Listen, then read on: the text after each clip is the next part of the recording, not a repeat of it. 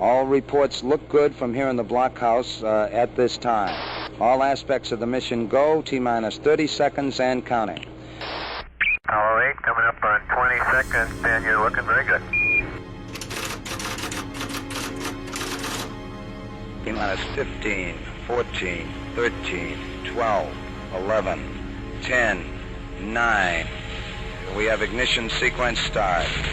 The engines are on. 4, 3, 2, 1, 0. We have commit. We have off. The clock is running. Roger, clock. No dia 21 de dezembro de 1968, os astronautas James Lovell, William Anders e Frank Borman embarcaram na primeira missão tripulada a orbitar a Lua.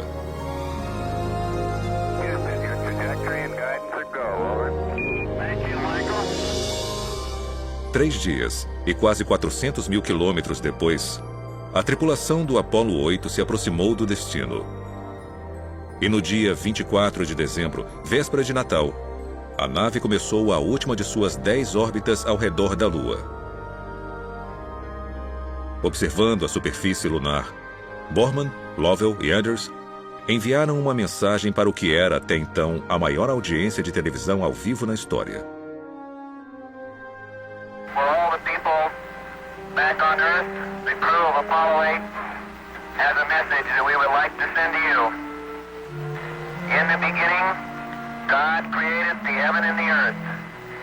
And the earth was without form and void, and darkness was upon the face of the deep. And the Spirit of God moved upon the face of the waters.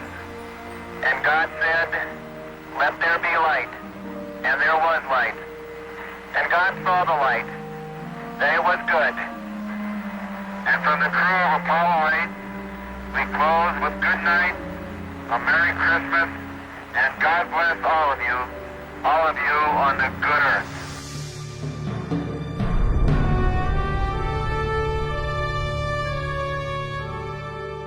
Logo após o seu retorno à Terra, perguntaram ao comandante da missão, Frank Borman, por que os astronautas escolheram ler a mensagem de Gênesis. Sua resposta demonstrou sua fé pessoal. Nós queríamos transmitir a nossa sensação de proximidade ao Criador de todas as coisas.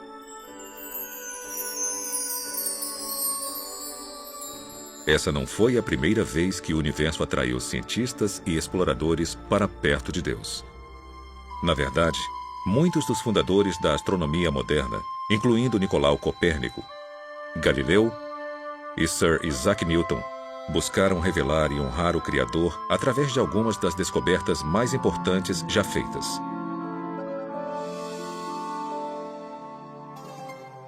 Essa motivação também inspirou Johannes Kepler, o matemático alemão que foi o primeiro a calcular o movimento planetário. No início do século XVII, ele escreveu que a ciência é o processo de pensar os pensamentos de Deus após ele. E o meu maior desejo é perceber o Deus que encontro em todos os lugares do mundo externo. Eu já tive a intenção de me tornar um teólogo. Mas agora vejo como Deus é através de minhas descobertas, também glorificado na astronomia, pois os céus declaram a glória de Deus.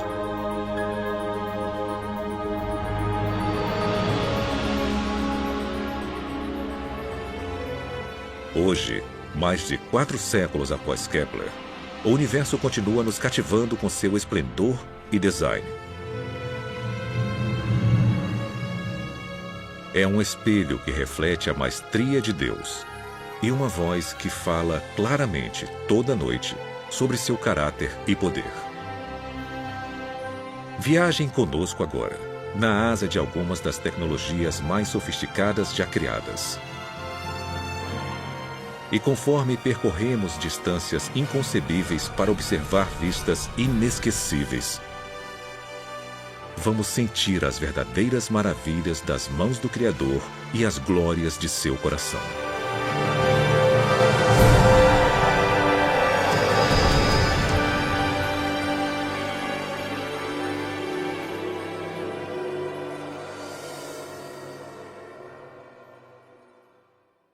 Olha, o tamanho e a grandeza do universo, eu acho que é tremendamente humilde. E pode ser que é através da beleza tremenda que nos é revelada pelas fotos do telescópio Hubble e do tamanho enorme do universo, nós comecemos a apreciar a majestade e a grandiosidade de Deus, que transcende o universo e é maior do que esse cosmos que vemos. Então eu acho que o tamanho do universo evidencia a grandiosidade e a majestade de seu Criador. Já parou para pensar sobre a imensidade de Deus? A pura magnitude de seu poder e tamanho? É um conceito difícil de entender, porque Deus é espírito, então não há nada físico sobre sua estatura. Ele não pode ser medido por metros ou milhas, tempo ou espaço. No entanto, talvez seja possível dar uma olhada no que não podemos ver ou tocar, fazendo uma jornada imaginária através de sua maior criação.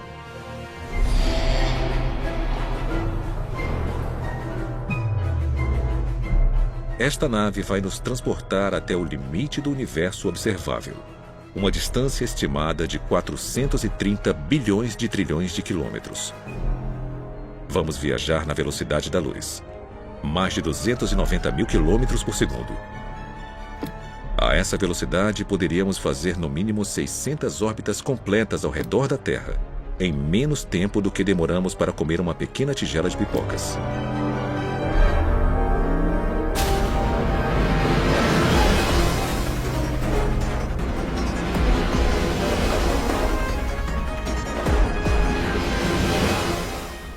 Partimos no dia 1º de janeiro. Viajando rapidamente pelo espaço, chegamos na Lua em menos de 1,3 segundos. Então, 4 minutos e meio depois, passamos correndo por Marte. Continuamos seguindo pelos planetas gigantes gasosos: Júpiter, Saturno, Urano, Netuno. E 5 horas e 20 minutos após sairmos da Terra, chegamos no planeta anão Plutão. Agora vamos ajustar o trajeto para um ângulo quase perpendicular às órbitas planetárias.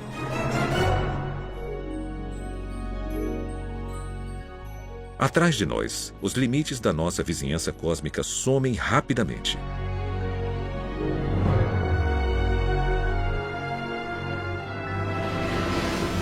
Entramos no espaço interestelar, o grande vazio entre o nosso sistema solar e a estrela mais próxima. 1 ano se passa, depois 2, 3, 4 anos. Finalmente, no dia 19 de abril do 5º ano desde a nossa partida da Terra, somos momentaneamente cegados pela luz do sistema Alpha Centauri. 3 estrelas unidas pela gravidade. Elas são as estrelas mais próximas ao nosso Sol. Nós viajamos aproximadamente 41 trilhões de quilômetros, mas estamos só começando.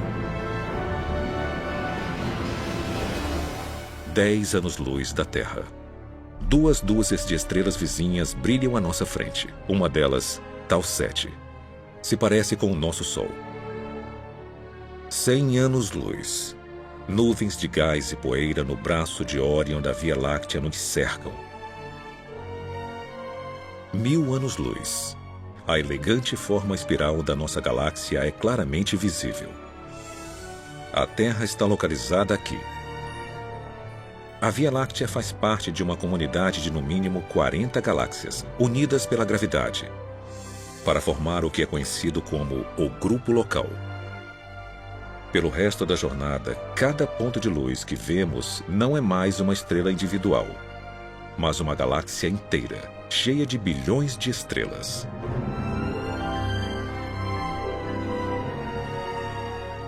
O nosso grupo local fica adjacente ao aglomerado de Virgo Cluster, uma grande concentração de aproximadamente 2.000 galáxias espirais, elípticas e anãs que emitem nuvens quentes de plasma e poeira. Essa criação espetacular é o coração de uma cadeia de ilhas cósmicas que foram moldadas pela força gravitacional de 40 mil galáxias diferentes. Coletivamente, elas formam um superglomerado de Virgo, uma das maiores estruturas conhecidas pela ciência. Mas conforme nos afastamos, essa cadeia rapidamente se perde entre várias formações de composição e tamanhos similares. Pois Virgo é apenas uma gota em um balde cósmico que pode conter até 10 milhões de superglomerados, cada um sendo um fio fino na construção de larga escala do universo observável.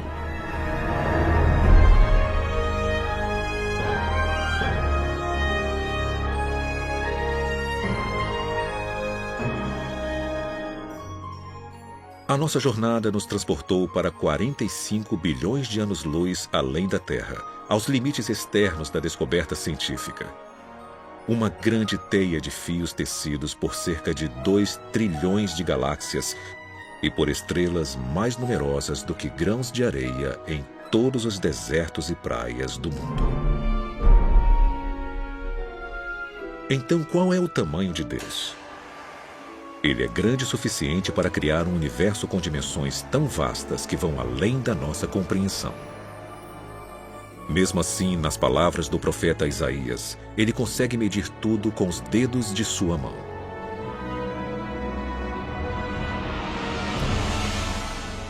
A magnitude do poder e do tamanho de Deus nunca poderá ser calculada pela matemática ou pela física, pois ele é onipotente, eterno e infinito. Mas se explorarmos o cosmos com a mente aberta, sem nos limitar às teorias do acaso cego e da colisão aleatória de átomos, vamos descobrir uma tapeçaria magnífica criada por um artista consumado que trouxe tudo isso à existência a partir de absolutamente nada. Depois revelou vislumbres de sua identidade através da grandeza e do design de tudo o que fez. E qualquer um que já tenha olhado para um céu estrelado, as evidências da estatura e do caráter de Deus brilham mais forte do que a luz de 1000 estrelas.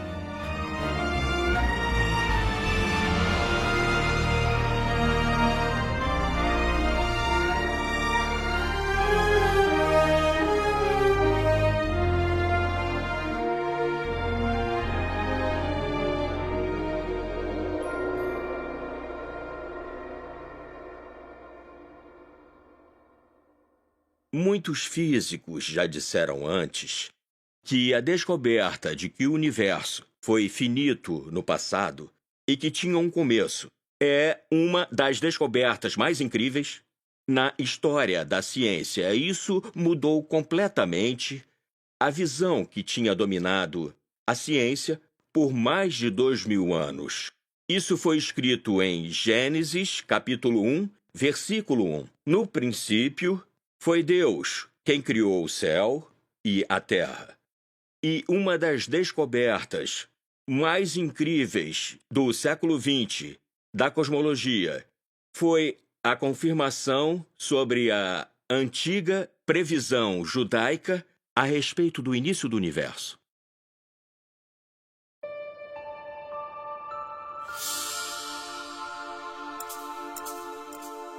Durante os anos 1920, 2 descobertas mais importantes da história e da ciência foram feitas aqui, no Observatório Monte Wilson, acima de Los Angeles. Por 8 anos, o astrônomo Edwin Hubble fotografou e estudou o cosmos com o maior telescópio do mundo. Em 1923, Hubble confirmou que formações misteriosas chamadas de nebulosas, que todos acreditavam ser nuvens enormes de gás, estrelas e poeira na Via Láctea, na verdade eram galáxias individuais localizadas muito além da nossa. 5 anos depois, ele verificou que essas galáxias estavam se afastando uma da outra a velocidades impressionantes. O nosso universo, que há muito tempo era considerado eterno, estático e relativamente pequeno, crescia cada vez mais por segundo. As implicações eram surpreendentes.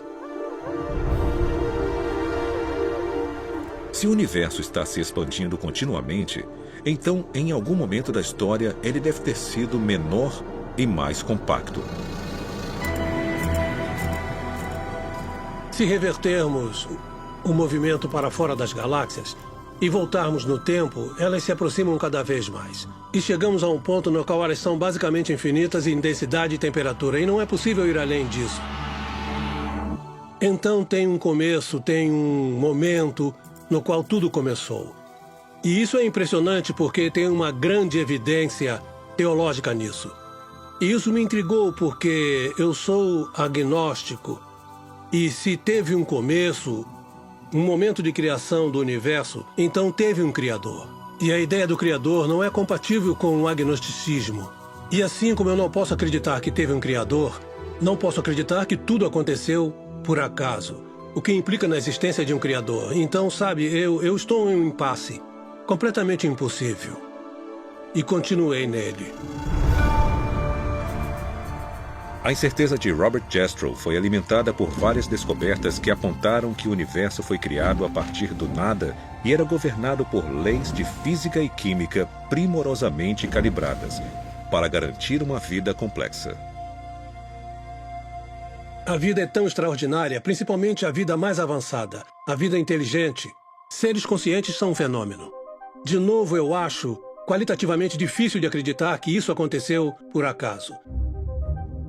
Por exemplo, pensa no seu cérebro. Mais de 1 quilo de massa. Ele contém 1 milhão de trilhão de sinapses, pelo que eu me lembro. Circuitos se abrindo e se fechando o tempo todo. É muito mais complicado do que a inteligência artificial mais avançada. E eu acho difícil de acreditar que tudo isso é questão de átomos e moléculas. Então eu tento encaixar no meu conceito de mundo a ideia de que há uma força maior de algum tipo que pode ser chamada de Deus ou de como você quiser. Mas eu não posso aceitar isso. Eu sou o que chamam de materialista na filosofia. Isso não significa que eu gosto de carros grandes. Os meus alunos sempre pensavam isso. Acredito que o mundo é feito inteiramente de substâncias materiais. E quando você especifica essas substâncias, átomos e moléculas, e as leis pelas quais são comandadas, você já fez tudo, não tem mais nada para ser dito ou inserido no seu modelo de universo. E é isso que a minha ciência me diz. E bem, eu fui um cientista a minha vida inteira. Mas isso não me satisfaz. Na verdade, me deixa inquieto. Parece que falta alguma coisa. Mas eu não vou descobrir que coisa é essa durante a minha vida. Robert Jastrow morreu em 2008. Sendo fundador do Instituto Espacial Goddard da NASA e o diretor do Observatório Monte Wilson, ele ajudou a popularizar a astronomia ao redor do mundo. Em seu livro best-seller Deus e os Astrônomos, Jastrow descreveu o conflito filosófico entre o materialismo científico e as provas de um universo que teve um começo. Em vez de desmentir a existência de Deus, os astrônomos podem estar encontrando mais provas circunstanciais de que Deus existe, de que o universo começou repentinamente em um ato de criação. Para o cientista, que viveu com a sua fé no poder da razão, a história termina como um pesadelo. Ele escalou as montanhas da ignorância, está prestes a conquistar o pico mais alto, e conforme sobe a última rocha, é recebido por um grupo de teólogos que está lá há séculos.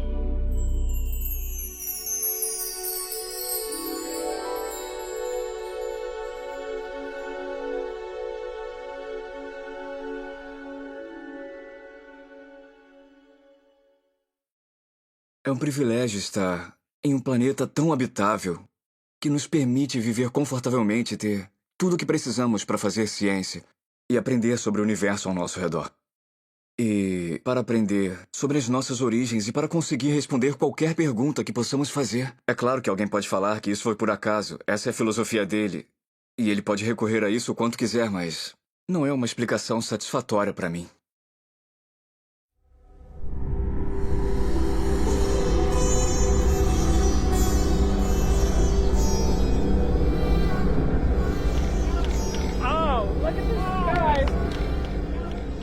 Isso começou com uma experiência em 1995. Eu fui observar o eclipse total do Sol na Índia. Foi meu primeiro eclipse total do Sol, foi um evento espetacular. Foi uma experiência emocionante.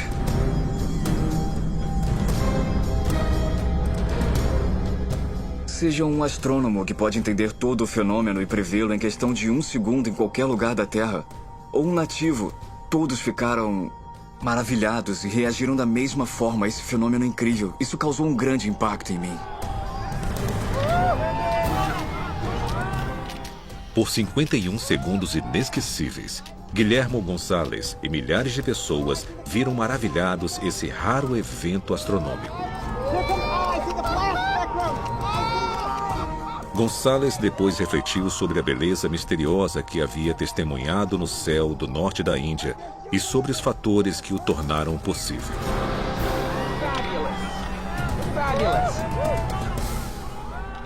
As exigências para produzir um eclipse total do Sol são um corpo luminoso, no nosso caso o Sol, um corpo eclipsante, no nosso caso a Lua, e uma plataforma de observação, no caso a superfície da Terra, e todos precisam estar em linha reta no espaço. O tamanho aparente da Lua no céu tem que ser quase exatamente igual ao tamanho aparente do Sol no céu, os dois com cerca de meio grau.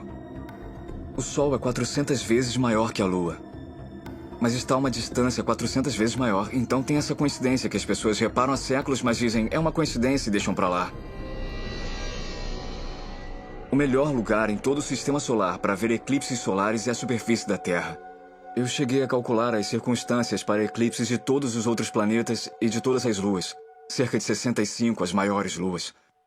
E é uma coincidência incrível. O único lugar que tem observadores é o lugar com os melhores eclipses. Conforme Gonçalves examinava esse alinhamento raro do Sol, da Lua e da Terra, ele reconheceu a importância desses corpos celestiais para a existência de vida complexa no nosso planeta. A força gravitacional causada pela nossa Lua, por exemplo, é forte o suficiente para regular o clima da Terra, estabelecendo sua inclinação e ajudando a circular as águas geladas e quentes dos seus oceanos. E a distância do nosso planeta para o Sol possibilita a existência de água líquida e uma atmosfera rica em oxigênio.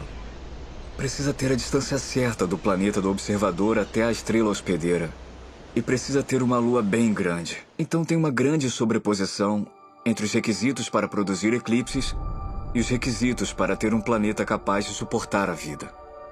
Responda, e se as coisas que tornam o planeta habitável também fazem com que esse planeta seja o melhor lugar para se fazer descobertas científicas? A natureza do nosso planeta, a natureza de sua atmosfera, a sua localização no sistema solar, o tipo de sistema solar onde ele está, até mesmo o tipo de estrela que nos cerca e a nossa localização na galáxia são ideais para se fazer uma grande variedade de descobertas científicas. E por acaso essas também são as condições mais importantes de um planeta habitável. Um planeta propício para seres como nós e sem o qual não poderíamos sobreviver. Eu acho que esse é o tipo de padrão que sugere para as pessoas uma conspiração e não uma coincidência. Na luz tênue de um eclipse solar, Gonçalves e Richards reconheceram uma ligação fascinante entre os fatores necessários para a vida complexa e a observação científica. Geralmente nos falam, principalmente no século XX, que o universo não pensa em nós. Ou seja, que nós existimos em um universo muito grande e que o universo não foi criado para seres como nós. Nós somos simplesmente uma vida que por acaso surgiu num pequeno planeta que cerca uma estrela minúscula e insignificante numa galáxia normal dentro de um grande universo que não foi planejado. O nosso argumento sugere uma ideia completamente diferente. Sugere que o universo foi planejado, que o universo existe por um propósito. E esse propósito não é simplesmente para que seres como nós existam, para que possamos nos ampliar além do nosso lar pequeno e paroquial, para ver o universo como um todo, para descobrir o universo e, na verdade, talvez para considerar se esse universo aponta para algo além de si mesmo. Tem um certo aspecto sobre o universo que não pode ser simplesmente explicado através de forças impessoais da natureza, de átomos que colidiram com átomos. Então, temos que buscar algo além do universo para tentar explicar isso. Porque o universo existe de forma que os lugares mais habitáveis também oferece as melhores oportunidades para descobertas científicas.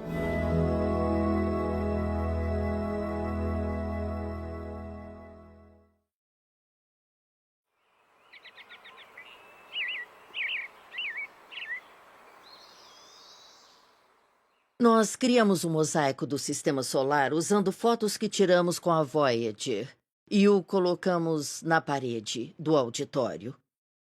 E tinha uma corda de veludo na frente dele, mas as pessoas sempre se aproximavam e queriam tocar a Terra. Elas apontavam e falavam: "Estamos aqui, você está aqui, é aqui que estamos." E tocavam. E não importava quantas placas de não toquem colocávamos, as pessoas sempre queriam se aproximar e tocar a Terra. Então, como resultado, bem, eu não sei quantas vezes aquela foto foi substituída, mas ela sempre ficava com furo. E aquela foto, em especial, precisava ser trocada.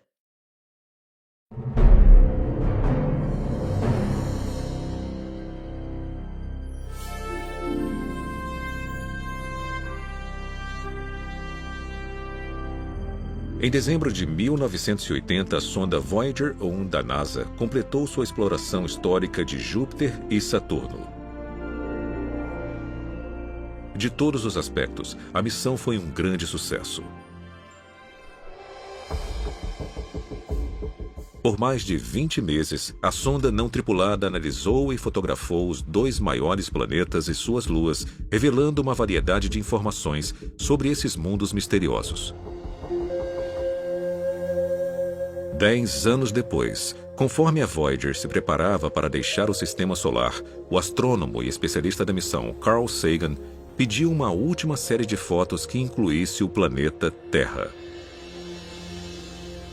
Foi ideia do Carl Sagan.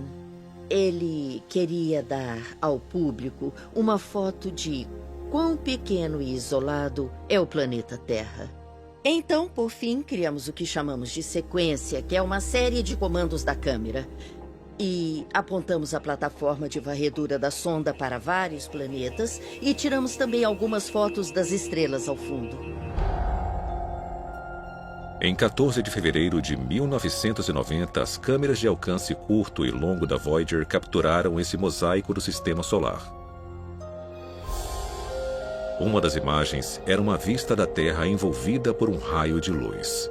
O nosso planeta, 5,95 bilhões de quilômetros de distância. É só um pequeno pixel brilhante. Não dá para ver os continentes ou oceanos. Sabe, a nossa casa está tão distante daqui. O pálido ponto azul conquistou a imaginação do mundo.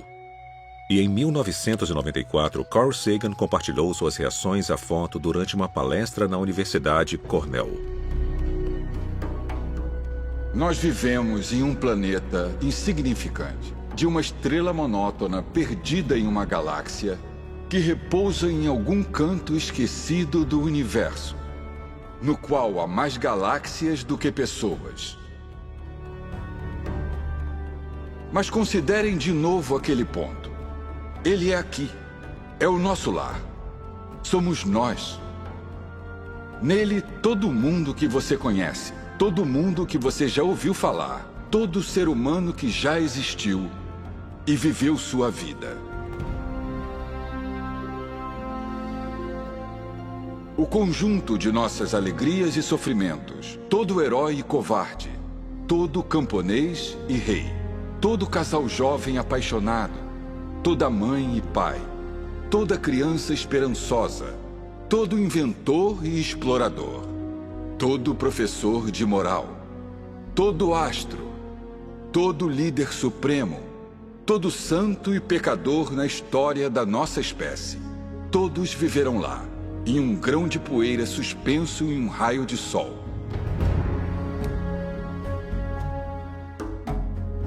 A Terra é um palco muito pequeno, em uma grande arena cósmica. Nossas posturas, nossa suposta importância, a ilusão que temos de uma posição privilegiada no universo, são desafiados por esse ponto de luz pálida. O nosso planeta é uma partícula solitária em uma grande e abrangente escuridão cósmica. Em nossa obscuridade, em toda essa grandeza, não há indícios de que chegará ajuda de outro lugar para nos salvar de nós mesmos. Parafraseando, Sagan diz que isso mostra a nossa insignificância cósmica. Nós não fomos planejados, nós não fomos criados, ninguém está cuidando de nós. Estamos por conta própria. Tá, então vamos pegar aquela foto de isolação e solidão e vamos compará-la à imagem bíblica da criação. E nessa visão teísta contrastante, nós fomos criados, nós fomos projetados, nós fomos planejados. Não estamos sozinhos. Essas duas visões da realidade vão levá-lo em direções bem diferentes. 3.000 anos antes de Carl Sagan ponderar sobre a significância dos planetas e das pessoas, Davi, o rei pastor de Israel, observou o céu noturno e achou respostas próprias. Elas estão registradas nos Salmos do Antigo Testamento. Ó Senhor, a tua glória é maior do que a dos céus. Quando vejo o céu noturno e vejo as obras dos teus dedos, a lua e as estrelas que tu preparaste, o que são meros mortais para que te lembres deles? Seres humanos para que cuides deles? Mesmo assim, pouco menor os fizestes do que os anjos e os coroastes com glória e honra. Tu examinastes o meu coração e sabes tudo sobre mim. Sabes quando me sento ou quando me levanto. Sabes os meus pensamentos, mesmo quando estou distante. Sabes o que vou falar antes mesmo que eu o fale. Tu andas na minha frente e me segues. Colocas tua mão de bênção em minha cabeça. Tal conhecimento é muito maravilhoso para mim, muito grandioso para que eu possa entender. Tu criaste o meu ser mais íntimo, moldaste-me no útero de minha mãe. Observaste-me conforme eu me formava em total reclusão, conforme era moldado na escuridão. Os teus olhos viram o meu corpo não formado. Todos os dias ordenados para mim foram escritos em teu livro.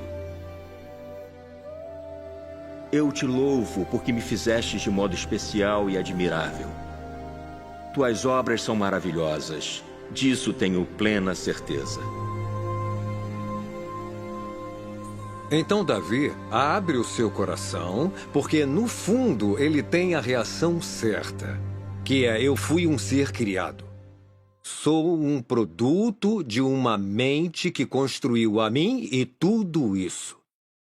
E apesar do fato dele ter construído coisas tão grandes e mais vastas do que eu, ele se importa comigo. Ele se importa comigo. Eu acho que a percepção do Carl Sagan é tão diferente porque o universo do Carl Sagan tem... Bem, de certa forma, Deus se foi. E se o principal ator para Davi, o Deus de Abraão, Isaque e Jacó, saiu de cena, então quem é o responsável? Quem construiu? Quem construiu tudo? Se não foi uma mente, se não foi um intelecto, se não foi uma pessoa, um ser supremo e poderoso com o qual possamos ter uma relação, então tudo que sobra é a física. A física tem que comandar o show. E nós nos tornamos, em vez de uma criatura planejada e criada por um grande criador, nós nos tornamos um caso de sorte de uma longa teia de acidentes cósmicos.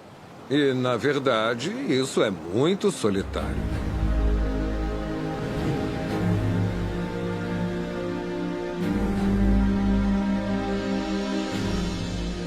Então, como devemos interpretar o pálido ponto azul e os passageiros que o chamam de lar? Será que estamos largados em uma partícula de poeira irremediavelmente perdida em um universo escuro e frio? Ou será que o nosso planeta, com sua atmosfera rica em oxigênio, abundância de água líquida, com seu clima temperado e localização ideal no sistema solar, Com seu campo magnético, geografia e dezenas de outros fatores que tornam a vida possível, é um produto magnífico de mente, propósito e plano? E se a Terra foi criada como um santuário para seres humanos, será possível nós existirmos por um motivo maior do que a mera sobrevivência? Talvez o nosso destino seja único no universo. E como Davi, podemos passar a nossa vida no pálido ponto azul pelo maior propósito de todos: para conhecer Deus e adorá-lo para sempre.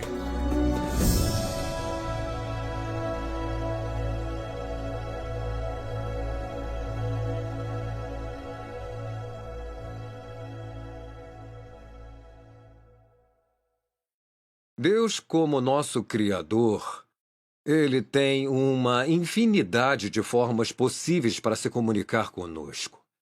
Uma delas pode ser que Ele desça aqui, nos segure pelos ombros e diga: acorde! Você está em apuros, tá? Mas Deus é muito mais sutil do que isso. E, em particular, Ele não manipula o nosso desejo ao dele. E, de certa forma, isso é muito misterioso e difícil de entender. Ele coloca as coisas na nossa frente e diz: agora você responde. Então, provavelmente, para mim, a forma mais eficaz que Deus tem para se comunicar comigo, além da Bíblia, é através do mundo que Ele criou e da beleza no mundo que Ele criou. Eu acho que Deus fez o que podia para se comunicar conosco através de sua dimensão artística.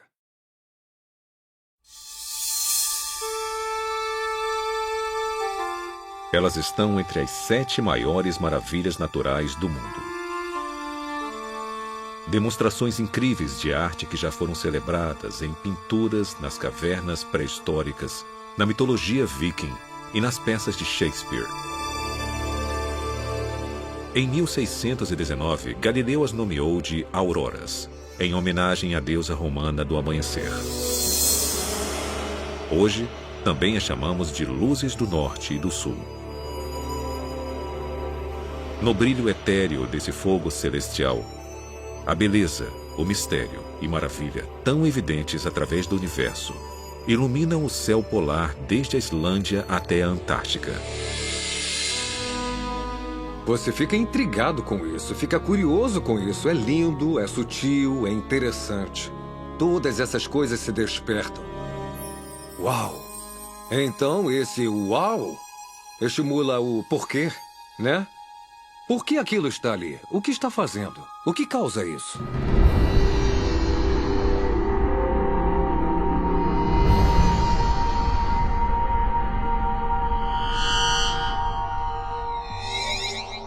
Toda aurora no nosso sistema solar é originada aqui, na superfície turbulenta de uma estrela de sequência principal G2, a 149 milhões de quilômetros da Terra.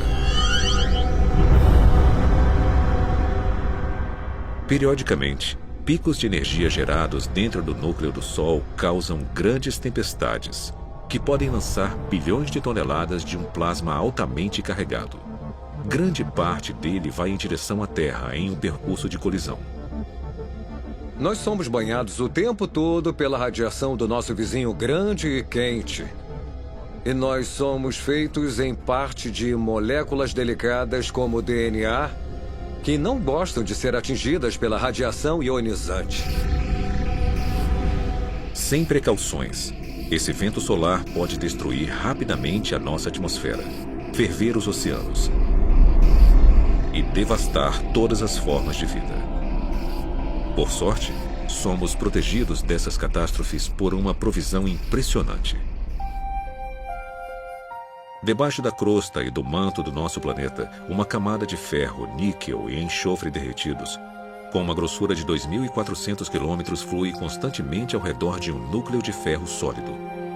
Esse movimento produz um campo magnético que irradia do núcleo da Terra através dos polos e milhares de quilômetros pelo espaço. Quando o plasma atinge esse campo, grande parte das partículas letais são desviadas antes de chegar à superfície da Terra. Mas algumas são atraídas até as linhas do campo magnético e são canalizadas diretamente para os polos norte e sul. Cerca de 99% da nossa atmosfera é formada por átomos de nitrogênio e oxigênio. Esses componentes são eletricamente neutros. Assim que o plasma colide com um átomo, um elétron absorve a onda de energia e momentaneamente amplia sua órbita ao redor do núcleo. Então essa partícula supercarregada volta à posição e ao tamanho normais, liberando um único fóton, uma pequena onda de luz colorida. O processo é repetido pelo céu noturno.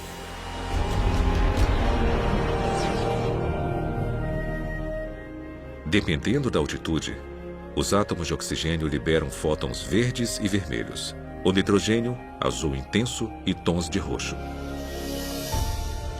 Essa enxurrada de reações atômicas gera grandes cortinas luminosas que podem se estender 402 quilômetros para o espaço.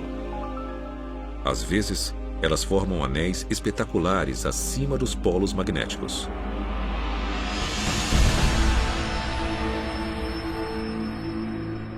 Ao orbitar a Terra na Estação Espacial Internacional, astronautas fotografaram as auroras e revelaram o seu esplendor misterioso, de formas nunca antes vistas.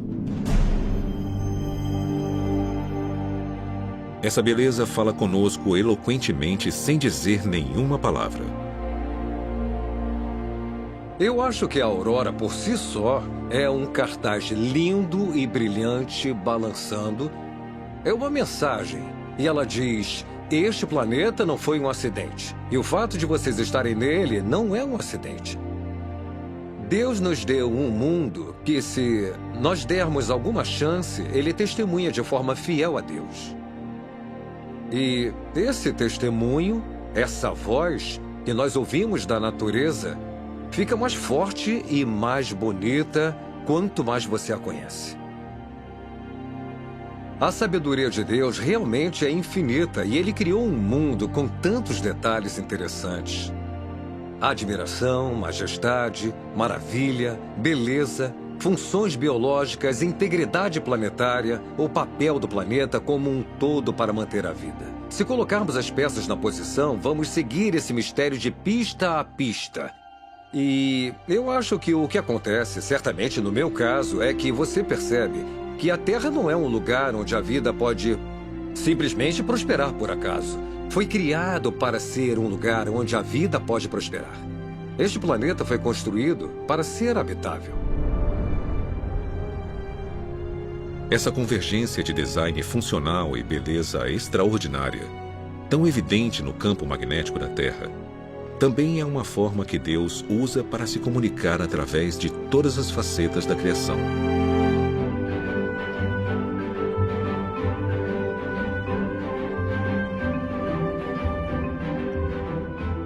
Primeiro, ele captura nossa atenção com artes de tirar o fôlego, pois o mundo natural é uma galeria cheia de obras de arte, cada uma com seu significado e revelação.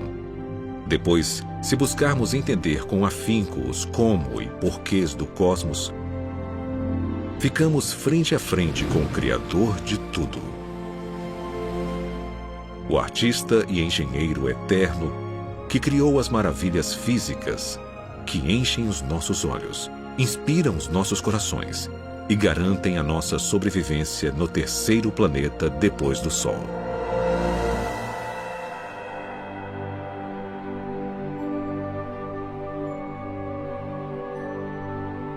É elegante, é avassalador, é mais bonito do que podemos imaginar.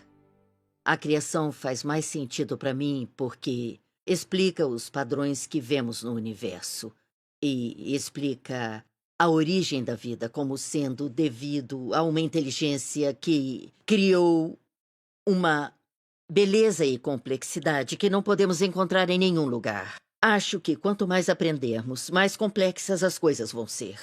Mas, ao mesmo tempo, eu acho que vamos encontrar os princípios subjacentes que nos farão ter uma visão da mente do Criador. E quanto mais aprendemos sobre isso, mais incrível vai ficar.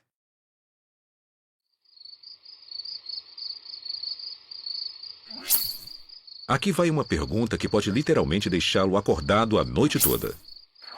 Quantas estrelas existem no universo? Em uma noite de céu limpo no deserto sem um telescópio, podemos ver cerca de 5.000 estrelas individuais. Todas elas estão localizadas na Via Láctea, uma galáxia espiral relativamente típica, com uma população estelar entre 100 bilhões e 400 bilhões de estrelas. E a Via Láctea é só um pontinho no universo observável, que possui uma quantidade estimada de 100 bilhões até talvez 2 trilhões de galáxias ao todo. Agora, vamos fazer as contas.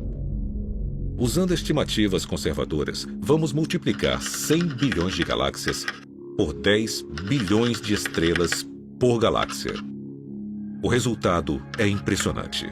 1 bilhão de trilhão de estrelas. E lembrem que é uma estimativa mínima.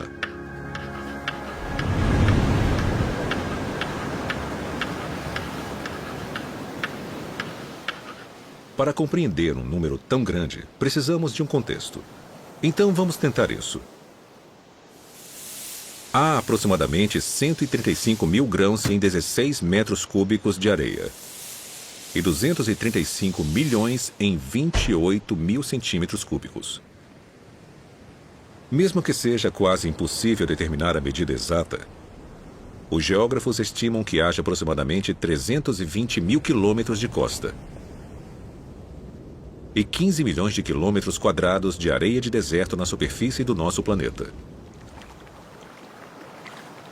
Usando estimativas como essas, os pesquisadores da Universidade do Havaí calcularam que, em todos os desertos e praias do mundo, há cerca de 7,5 vezes 10 elevado a 18, ou mais de 7 bilhões de grãos de areia individuais. De novo, uma estimativa como essa é só uma suposição. Então, considerando a dificuldade de realmente contar areia, vamos aumentar o cálculo havaiano por um fator de 10. Com isso, você conseguiria construir muitos castelos, mas é apenas uma fração do número total de estrelas.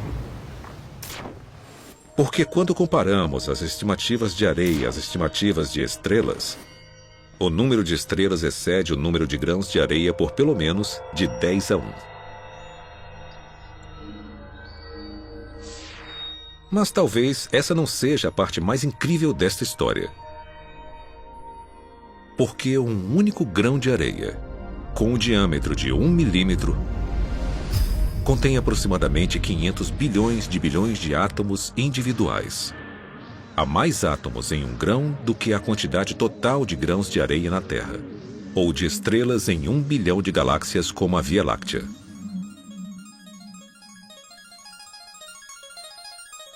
Certo.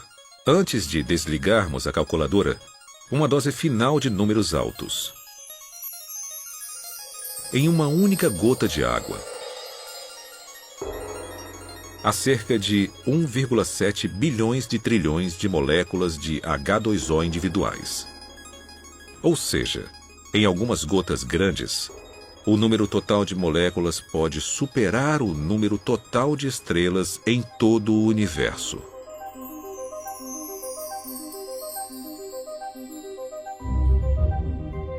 Então, o que podemos interpretar a partir destas contas sobre a estrutura básica da criação? Bem, para começar, nós vivemos em um planeta que faz parte de um cosmos inimaginavelmente grande e complexo. E esse planeta está cheio de incontáveis universos atômicos e moleculares, inimaginavelmente pequenos, e às vezes até mais complexos. E cada um desses reinos físicos, seja gigante ou microscópico, é mantido unido a cada segundo de cada hora de cada dia pelo Deus que criou tudo.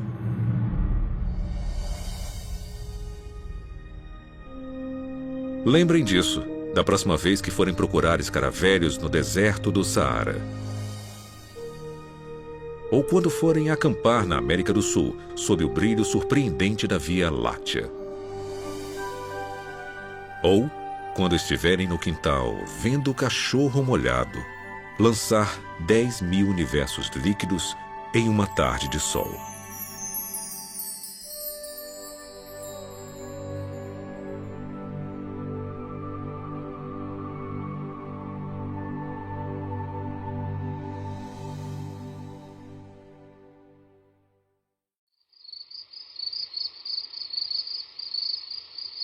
Quando a minha filha de 6 anos olha para as estrelas, ela me diz: é tão óbvio que Deus existe. Como alguém pode questionar isso? Como alguém pode pensar o contrário? Tenho uma sensação intuitiva que diz que Deus claramente fez isso. Nós fomos criados para poder ver Deus através da ordem criada. É um livro para ser lido. E ele aponta para além de si mesmo.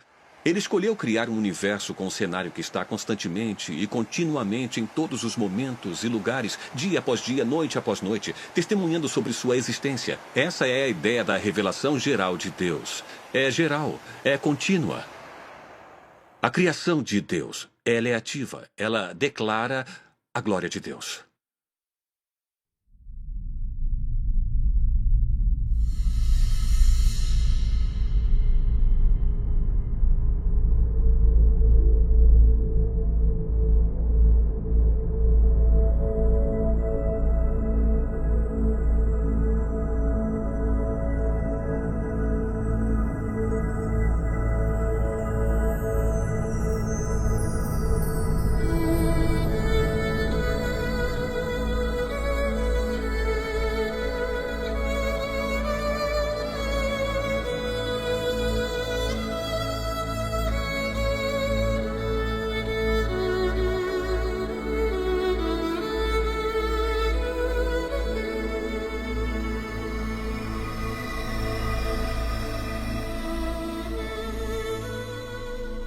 Os céus declaram a obra de Deus. O firmamento proclama a obra de suas mãos. Dia após dia, eles fazem sua declaração. Noite após noite, eles revelam sabedoria. Eles não usam palavras, não escutamos nenhum som deles. Mas sua voz é ecoada para toda a terra, suas palavras até o fim do mundo. Levante os olhos e olhe para o céu. Quem criou tudo isso? Ele que traz os astros um por um. Ele determina a quantidade de estrelas e chama todas por nome. Grande é o nosso Senhor e poderosa é a sua força. Sua compreensão é infinita.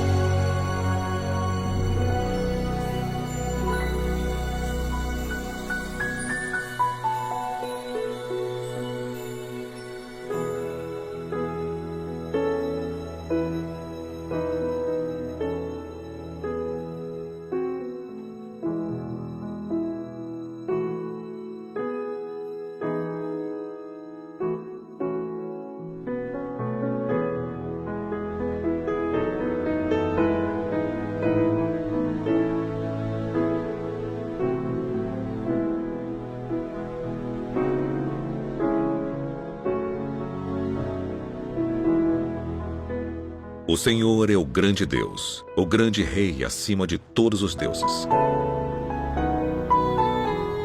Em suas mãos estão as profundezas da terra, e os picos das montanhas pertencem a ele. O mar é dele, pois ele o criou, e suas mãos formaram a terra seca. Todas as nações são apenas uma gota em um balde. Não são nada mais do que poeira nas balanças. Ele segura a terra como se fosse um grão de areia. E tudo isso é apenas o começo de tudo o que ele faz.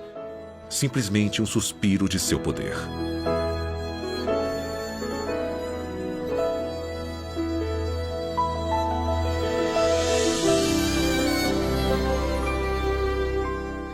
Venha ver as obras de Deus, que é incrível em seus feitos. Ele espalha as luzes do norte em espaços vazios. Ele suspende a terra acima do nada. Ele marca o horizonte no rosto das águas, para haver um limite entre luz e escuridão.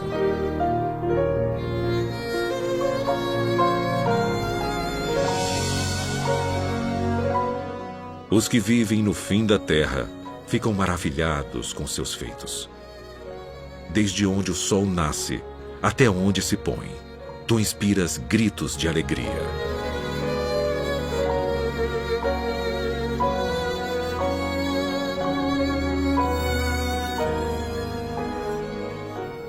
Vou acordar o amanhecer com minha música. Vou louvá-lo entre as nações. Pois o seu amor inabalável é tão alto quanto o céu. Sua fé alcança as nuvens. Seja exaltado, ó Deus, que a tua glória brilhe por toda a terra.